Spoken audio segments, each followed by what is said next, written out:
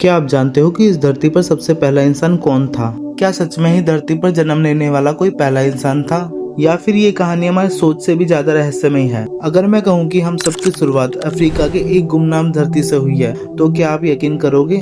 रात के सन्नाटे में जब कोई इंसान धरती से आसमान की ओर देखता है, तो उसके मन में यही सवाल आता है कि हम कहाँ से आए, या धरती पर पहला इंसान कौन था? क्या वह अचानक हुआ, या फिर लाखों सालों की किसी अनजानी यात्रा का परिणाम है? यह कहानी किसी राजा या योद्धा की नहीं है। यह कहानी हमारी तुम्हारी पूरी मानव जाति की है। लगभग आज से 4.5 अरब साल पहले जब धरती का जन्म हुआ, तब यहाँ जीवन का कोई नामो निशान नहीं था। आग के गोले, जहरीले गैसें और ज्वालामुखी फटती थी, और यही इस ग्रह की पहचान थी। लेकिन समय के साथ प्रकृति ने ऐसा चमत्कार किया कि इतिहास की दिशा बदल गई। लगभग 3.5 अरब साल पहले छोटे जीवों ने पहली बार जन्म लिया। वह जीव इतने छोटे थे कि जिनको आंखों से नहीं देख सकते थे, लेकिन उन्हीं जीवों से जीवन की लंबी श्रृंखला शुरू हुई, और लाखों करोड़ों सालों में ये जीव बदलते गए और विकसित होते गए। समुद्र से निकलकर जीवन धरती पर आया, और मछलियां बनी, रेंगने वाले जीव बने, और फिर बने विशाल डायनासोर। लेकिन 6.5 करोड़ साल पहले एक भयानक उल्कापिंड धरती से टकराया। डायनासोर खत्म हो गए और पूरी दुनिया में तबाही मच गई।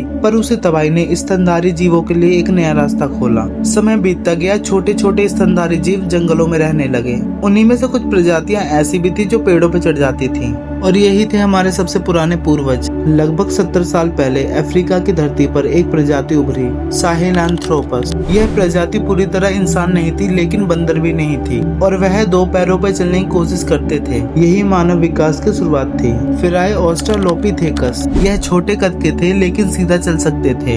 यह जंगलों और घासों के मैदानों पर रहते थे, और इन्हीं में से एक कंकाल 1974 में मिला, जिसका नाम रखा था लूसी। लूसी ने ही दुनिया को यह साबित कराया कि इंसानों की शुरुआत अफ्रीका से हुई थी। लेकिन सवाल अभी भी बाकी था कि पहला असली इंसान कौन था।